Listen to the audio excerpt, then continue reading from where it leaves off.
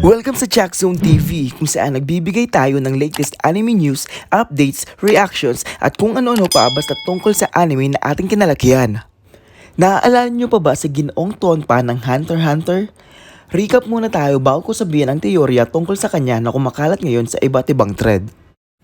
Si Ginoong Tonpa ay ang self-proclaimed rookie crusher sa Hunter exam.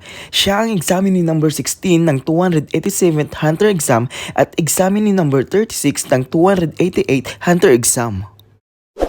Alam natin na sobrang hirap makapasa sa Hunter exam at posible pang maging sanhi ng inyong pagkamatay kung mamalasin.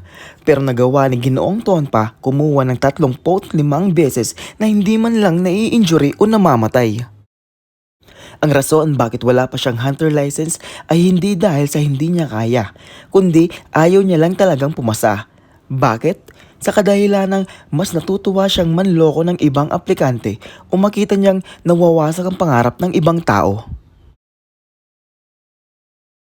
Si Ginoong Tonpa ay 46 years old na at kumuha siya ng at least 30 consecutive exams.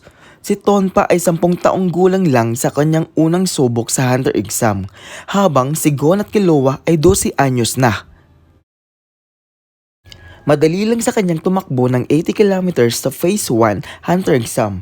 Nakasurvive sa Melsi Wetlands, natalo ang Great Stamp na wala man lang sandata at ang panguli, matagumpay na nakuha ang Spider Eagle Egg. Ngayon, ang teorya ay inupahan ni Parston si Ginoong Tonpa para mapaalis agad ang mga mahinang potential hunter. Kung kayo ang tatanungin mga ka-zone, sang-ayon ba kayo sa teoryang ito? Please comment down below at ating pag-usapan.